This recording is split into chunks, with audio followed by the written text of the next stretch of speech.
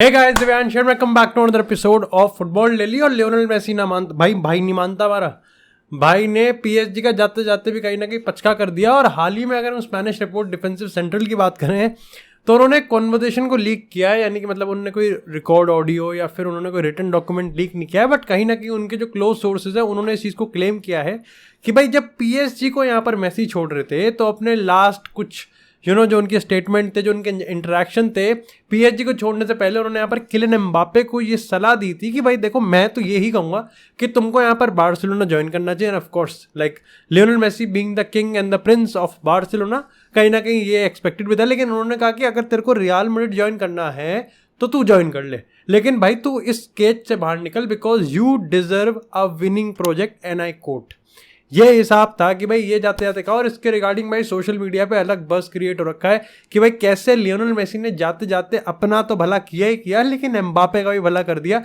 कि पीएसजी में ना ही आज तक किसी का भला हुआ था और ना ही कभी भला होगा। खैर पीएसजी से यहाँ पर एक जो बड़ी अपडेट है वो ये भी आ रही है कि भाई मार्कस थुरम, जो कि अभी तक आते हुए दिख रहे थे मॉन्चेनग्लैडबैक के जो स्ट्राइकर थे, लेकिन अब वो नहीं आ रहे हैं यहाँ पर। और ऐसे में यहाँ पर एसी मिलान हाईली रूमर्ड है। अब इस समय अगर आप देखो ना तो जो पर्टिकुलरली पीएसजी जिस रास्ते पे चल रही है उसे कहते हैं कन्विक्शन रास्ता, यानी कि आप कायदे से पीएसजी सिर्फ उन्हीं प्लेयर्स को साइन करेगी जहाँ पर वो प्लेयर्स पीएसजी के लिए इक्वली खेलना चाहते हैं, यानी कि हमको वो प्लेयर्स चाहिए जो कि हमारे बैच के लिए खेलना चाहते हैं। और पूरे दुनिया में जो उस प्लेयर्स का नंबर है वो 0 है, कोई नहीं है ऐसा, अभी तक तो कोई नहीं है, जहाँ तक मेरे को याद है। खैर यहाँ पर हाल ही में ये स्टेटमेंट दिया था नसर अल खिलाफी ने, and I think Luis Campos ने भी इससे मिलता जुलता शब्द दिया था। तो इससे बताया जा रहा था कि कितना यहाँ पर पिछले सीजन की जो रिक्रूटमेंट थी उस पर यहाँ पर टॉन्ट मारा जा रहा है, मेसी पे टॉन्ट मारा गया या फिर एक दो और प्लेयर पे उन्होंने टॉन्ट मारा है कि भाई यहाँ पर उन प्लेयर्स को हम लेके आ गए जिन प्लेयर्स में कन्विक्शन थी ही नहीं कि वो पीएसजी की जर्सी के लिए खेले। अब ये देखो कहने के लिए तो ठीक है, चाहे कितना ही गलीज क्लब हो, लेकिन अगर लॉन्ग टर्म में ये प्लानिंग कर रहे हैं कि हमको उतना ही प्लेयर है तो सबसे पहला काम इनको करना चाहिए किलियन एम्बापे की पिछवाड़े पे लात मार के उसको बाहर निकालो और उस प्लेयर को लेके आओ जो कि तुम्हारे क्लब के लिए खेलना चाहता है। मतलब इसमें मेरा कोई स्वार्थ नहीं है। खैर इसी के साथ यार बात करते हैं यहाँ पर थोड़ी सी बार्सिलोना से। अब यहाँ पर बार्सिलोना के रिगार्डिंग 2 बड़ी अपडेट हैं। देखो सबसे पहले अगर खुद बार्सिलोना की बात करें तो ऐसी हाल ही में रिपोर्ट आई है कि भाई जब लेपोर्ता दोहा गए थे, जहाँ पर उनके साथ बार्सिलोना के हायर ऑफिशियल्स भी थे, तो वहाँ पर एक जो बहुत बड़ा बिजनेस ग्रुप है जिसके प्रेसिडेंट हाल ही में यहाँ पर गए थे। यार देखो उसका नाम बहुत बड़ा, काफ़ी बड़ा, लेजेंड बहुत बड़ा, अफ्रीकन से ही बड़ा है। तो उसमें यहाँ पर सिस्टम ये हुआ कि भाई अच्छी मीटिंग थी, अच्छे रिलेशन थे। ऐसे में यहाँ पर कतर दोहा में उनको एक आप कह सकते हो कि एक ऑफर मिला है, एक एडवाइस मिली है या फिर एक आइडिया पिच किया गया, क्यों ना बार्सिलोना भी कहीं ना कहीं जैसे सिटी फुटबॉल ग्रुप है, जैसे रेडबुल का ग्रुप है और ऐसे हाल ही में जो ग्रुप्स निकल के आए हैं उसकी तरह यहाँ पर बार्सिलोना भी अपनी एक फ्रेंचाइजी क्लब खोल ले। इससे फ़ायदा ये होगा कि बार्सिलोना को जो एक फैलाव है, जो पूरा एक एम्पायर है, फुटबॉल एम्पायर, वो बढ़ जाएगा। साथ ही यहाँ पर पैसे की भी अच्छी खासी कमाई हो जाएगी और अच्छा रहेगा, मतलब ओवरऑल जो बिजनेस रहेगा वो काफ़ी सस्टेनेबल रहेगा। लेकिन इसके रिगार्डिंग ये है कि लेपोर्ता को ये आइडिया तो बहुत पसंद है, लेकिन ये आइडिया अभी भी बहुत ही ज़्यादा डेवलपमेंट में है, इस पर सोच विचार चल रहा है। और इसको होते होते भी अगर ये होगा तो होते होते भी कम से कम 3-4 साल डाउन द रोड लगने वाले हैं। लेकिन ओवरऑल जब दिमाग में आइडिया आया तो बत्ती तो जली है लेपोर्ता की। वैसे आई थिंक यहाँ पर मैं काफ़ी सारे बड़े क्लब्स को ये फार्मूला, ये फ्रेंचाइजी वाला फार्मूला जो है ना उसको अपनाते हुए देख रहा हूँ। आप अगर सिटी फुटबॉल ग्रुप की बात करो तो अपने इंडिया में भी है मुंबई सिटी, उसके बाद न्यूयॉर्क सिटी, ऐसे बहुत सारे क्लब हैं जो कि सिटी फुटबॉल ग्रुप के अंडर आते हैं। Of course the most popular one is the Manchester city जो कि यहाँ पर रहता है। तो ये एक काफ़ी सस्टेनेबल और इकोनॉमिक पॉइंट ऑफ व्यू से भी ठीक है। खैर इसी के साथ यहाँ पर जो दूसरा अपडेट है ना वो आता है भाई उनके तलिस्मान यानी कि लेवेंडोव्स्की के रिगार्डिंग। तो हाल ही में यहाँ पर अगर हम स्पेनिश रिपोर्ट, और भाई जिसका सोर्स है वो स्पेनिश नहीं बल्कि अगर पोलिश जर्नलिस्ट की बात करें तो उन्होंने इस चीज को कंफर्म किया है कि सऊदी ने 150 मिलियन पर ईयर का लेवेंडोव्स्की को 2 साल का ऑफर दिया है, लेकिन अभी तक कुछ टेबल पे नहीं है। और इसके पीछे का डिसीजन है वो देखो 2 है। सबसे पहले तो ये कि बार्सिलोना उसको एक्सेप्ट कर ही नहीं सकती, मतलब यहाँ पर जो 150 मिलियन है वो लेवेंडोव्स्की की सैलरी है, बार्सिलोना को नहीं देने वाले वो 150 मिलियन। तो ऑफकोर्स बार्सा के तो कोई मतलब ही नहीं बनता कि वो लेवेंडोव्स्की को जाने दें। एंड ऑफकोर्स इतना सक्सेसफुल सीजन भी गया है, और आप कलेक्टिव भी कहो आप इंडिविजुअल भी कहो, लेवेंडोव्स्की का सीजन तो काफ़ी अच्छा है। इसी के साथ जो दूसरा रीज़न है वो ये है कि लेवेंडोव्स्की से जो हाल ही में इस चीज़ पे पूछा जाता है कि भाई क्या बात है, कुछ बता दो यार, कुछ टॉपिक वॉपिक पे छेड़ दे। तो उन्होंने कहा कि देखो मैं क्या बात करूं जब इस पे कुछ है ही नहीं। उन्होंने सिंपल कहा कि मेरी प्रायोरिटीज बहुत स्ट्रेट फॉरवर्ड है और मेरे को अपना आगे का करियर अभी फिलहाल बारसा के साथ ही देखना है। आपको मैं बता दूं कि यहाँ पर बारसा का जो कॉन्ट्रैक्ट है लेवेंडोव्स्की के साथ वो 2026 तक का है। ऐसे में किसी भी क्लब के लिए बार्सिलोना तक को लेवेंडोव्स्की को लेके आना, पहली चीज़ तो ये है कि एक तो 35 ईयर्स ऑफ एज है, तो वैसी ही दिक्कत हो जाती है। दूसरी चीज़ ये है कि बारसा तो बहुत मानती है और लेवेंडोव्स्की भी इक्वली बारसा को मानता है, तो इसमें कोई मतलब ही नहीं है कि कोई क्लब यहाँ पर निकाल के ले जाए। और खैर अभी सिस्टम ये चल रहा है कि सऊदी ही करके दिखा रहा है अनथिंकेबल, तो ऐसे में सऊदी ने लेवेंडोव्स्की पे भी डोरे तो डाले थे लेकिन सक्सेसफुल नहीं रहे। इसी के साथ अगर बात करें यहाँ पर थोड़ी सी मैनचेस्टर यूनाइटेड की, तो मामला यहाँ पर थोड़ा सा टांग खींचने वाला है। भाई चेल्सी ने यहाँ पर 200,000 का जो कॉन्ट्रैक्ट एक्सटेंशन दिया था, प्रपोजल दिया था, माउंट ने वो रिजेक्ट कर दिया और वही ऑफर यूनाइटेड दे रही है और उसके पीछे भागा जा रहा है। अब खैर इसमें कितने भी टांग खींच लो, अब इसमें कितना चेल्सी का मजाक उड़ा लो, लेकिन अगर जोक सपाट हम बात करें तो ये बताता है कि अभी अगर मेसन माउंट और चेल्सी की पोजीशन को देखें, लाइक टेबल के इस तरफ माउंट और इस तरफ चेल्सी की बात करें, तो माउंट तो काफ़ी खफा है और माउंट की सिचुएशन को जिस तरीके से चेल्सी ने संभाला है, ये साफ दिख रहा है कि कहीं ना कहीं वापस से पटरी पे आने पे और वापस से सेम पेज पे आने पे यहाँ पर बहुत ज़्यादा टाइम है। ऐसे में यहाँ पर जब पहले ही 2 कॉन्ट्रैक्ट ऑफर यहाँ पर ठुकरा दिए गए हैं, जो बिड यहाँ पर ठुकरा दी गई है चेल्सी की तरफ से यूनाइटेड की, उसके बाद बताया जा रहा है कि तीसरा ऑफर इमिनेंट है, आएगा, पक्का आएगा। लेकिन अब यहाँ पर यूनाइटेड भी खेल खेल रही है। अब खेला हो बे ऐसा हो रहा है कि भैया यहाँ पर बताया गया कि मोस कैसिडो की बात चल रही है कि भैया अगर माउंट की यहाँ पर ट्रांसफर नहीं हुआ तो हम तो कैसिडो पे जाएंगे। अब तुम में से काफ़ी लोगों को लग रहा होगा कि यार ये कैसा हिसाब है, मतलब अभी तक तो माउंट कर रहे थे, क्या माउंट की अगर माउंट की डील इतनी ही क्लोज है तो फिर टूटने की बात क्यों चल रही है? और अगर टूटने ही की बात है तो कैसिडो का अभी तक न्यूज़ आया क्यों नहीं था? मैं तुमको सिंपल से बताया, तो यहाँ पर गेम खेला जा रहा है यूनाइटेड की तरफ से।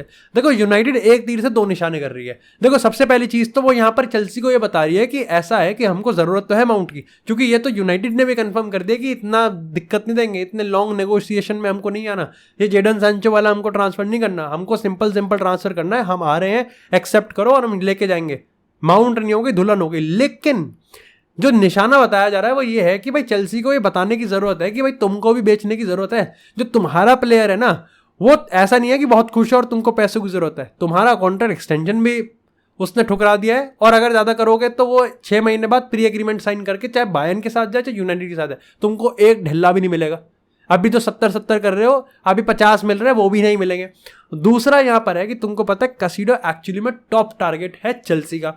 ऐसे में यहाँ पर यूनाइटेड का कैसिडो को टारगेट करना चेल्सी पे एक इनडायरेक्ट प्रेशर है कि भैया एक तो तुम्हारा प्लेयर जिस पर तुम 70 मिलियन यहाँ पर लेने के चक्कर में 0 मिलेंगे, 0। और दूसरी चीज़ ये है कि उस पैसे को जो वापस से तुम री इन्वेस्ट करना चाह रहे थे कैसिडो पे, वो भी नहीं कर पाओगे, कैसिडो को यूनाइटेड ले लेगी। अब ये of course easier said than done है, बट ऑफकोर्स जो मैं तुमको सिंपल बताया कि जो हिसाब चल रहा है, जो प्रेशर बनाया जा रहा है, वो इसी लेवल का प्रेशर है। खैर इसी के साथ यहाँ पर अगर मैं बात करूँ हैरी केन को लेके, तो हाल ही में सुबह लगभग आई थिंक 11-12 बजे के आसपास ये अपडेट निकली थी कि भाई हैरी केन में अब जो ऑपरेशन है वो यूनाइटेड ने बंद कर दिया है। जैसे हाल ही में हमको 3-4 दिन, एक हफ्ता पहले हावर्ट्स और हैरी केन के रिगार्डिंग जब रियल मैड्रिड कैंप से अपडेट मिली थी, सेम अपडेट यहाँ पर मैनचेस्टर यूनाइटेड से। लेकिन रिसेंटली बताया गया कि अगर इंग्लैंड कैंप की बात करें तो लूक शॉ और मार्कस रैशफोर्ड कंसिस्टेंटली प्रेशर बना रहे हैं हैरी केन की, भाई तेरे को करना पड़ेगा यार, तेरे को अंदर से बोलना पड़ेगा कि भाई मेरे को बेच दो। जिस टाइप से सिटी वाले पे तूने प्रेशर मारा था उस टाइप से तेरे को यहाँ तो प्रेशर मारना ही पड़ेगा। अच्छा यहाँ पर एक अपडेट ये भी है कि यूनाइटेड वापस से रीइग्नाइट कर सकती है अगर प्राइस टैग 80 मिलियन के आसपास आ जाए, जो कि नहीं आएगा। सही बताऊं, अगर मेरे को लग रहा है कि हैरी केन मतलब MMSC लीक कर देना डैनियल लेवी का हॉर्न हब पे, तो भी नहीं आएगा, मेरे को लगता है तो भी नहीं आएगा। आई थिंक तब भी 80 पे तो नहीं आ सकता, ये मेरे को पक्का पता है कि इतना वो टेढ़ा आदमी है ना भाई, वो इतना ढीठ किस्म का आदमी, इतना गलीज किस्म का नेगोशिएटर है ना, which is quite good for a businessman, और अपने ही क्लब का वो भला ढूंढ रहा है, लेकिन नहीं आएगा। हैरी केन 80 में तो नहीं आएगा। खैर इसी के साथ यार बात करते हैं अपनी जो बड़ी भाई काफ़ी बड़ी अपडेट है, वो आती है यहाँ पर डेक्लन राइस को लेके।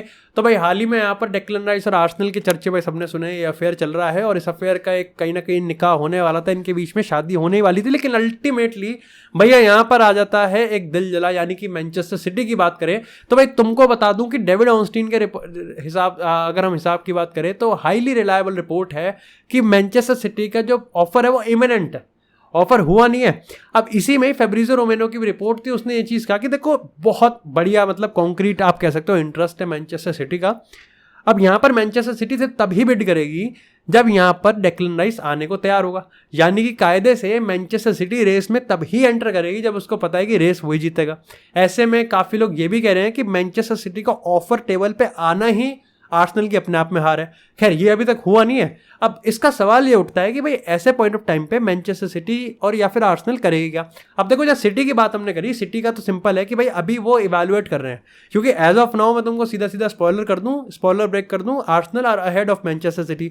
लेकिन ऐसे में आर्सेनल की कितनी थू थू होगी अगर आप पूरे ही सीजन यहाँ पर पूरे ही टाइम से आर्सेनल डेक्लन राइस के पीछे थी। मतलब ये तो प्रीमियर लीग टाइटल रेस वाली बात होगी कि आपने 200 दिन टॉप ऑफ द टेबल निभाए और फिर आप यहाँ पर सिटी से हार गए। ऐसे में यहाँ पर यह भी हो सकता है डेक्लन राइस के साथ। लेकिन आर्सेनल के पास 2-3 टैक्टिक्स हैं। देखो सबसे पहले तो आर्सेनल ये समझ गई है कि यहाँ पर गेम डेक्लन राइस का है ही नहीं, यहाँ पर गेम है वेस्ट हैम का। अब डेक्लन राइस से इतना अच्छा यहाँ पर वर्बल एग्रीमेंट ले लिया तो उसको चाहिए कि भाई वेस्ट हैम को पैसा दे दो और आपको प्रीमियम पे करना पड़ेगा। भाई आपको 5-10 मिलियन फालतू देने पड़ेंगे। लेकिन सिटी का तो यही है, ये रियल मैड्रिड पीएसजी में हुआ था चुआमेनी को लेकर। अब ऐसे में जो दूसरा टैक्टिक्स है वो आता है डेक्लन राइस पे। वो ये मानते हैं कि डेक्लन राइस को अगर हम कैप्टन बना दें, अगर डेक्लन राइस को हम कैप्टन बना दें और इमीडिएटली हम ड्रेसिंग रूम का लीडर बना दें तो ये भी काम हो जाएगा। और तीसरी चीज है कि आर्सेनल में he will be playing the one of the best and one of the most important roles. जब मैनचेस्टर सिटी में वो रोल तो निभाएगा, लेकिन कहीं ना कहीं वो एक टाइटल डिसाइडर, टीम का टाइटल जीत सकता है उसकी गारंटी है, लेकिन वो टाइटल डिसाइड कर देगा सिटी के लिए, that would be very crucial and very questionable. Arsenal में वो एक बहुत बड़े प्रोजेक्ट का, एम्बिशियस का, वो ये मानते हैं कि कल को अगर आर्सेनल ट्रॉफी जीत गई तो हम डेक्लन राइस को उसका एक बहुत बड़ा हिस्सा मानेंगे। ये जो सिस्टम चल रहा है ना, कि अगर मैं तुमको एक संक्षेप में बताऊं कि मैनचेस्टर सिटी उसको वो दे रही है कि ट्रॉफीज का तेरे को मैं बहुत सिंपल सा रास्ता दे रहा हूं, जहां आर्सेनल ये बता रही है कि ट्रॉफी जीतने में तू ही तो मदद करेगा हमारी। ये एक डिफरेंस है कि भाई डेक्लन राइस अल्टीमेटली डिसीजन लेगा किधर की तरफ, और मैनचेस्टर सिटी को जरूरत भी है क्योंकि गुंडोगन अब यहां पर है नहीं।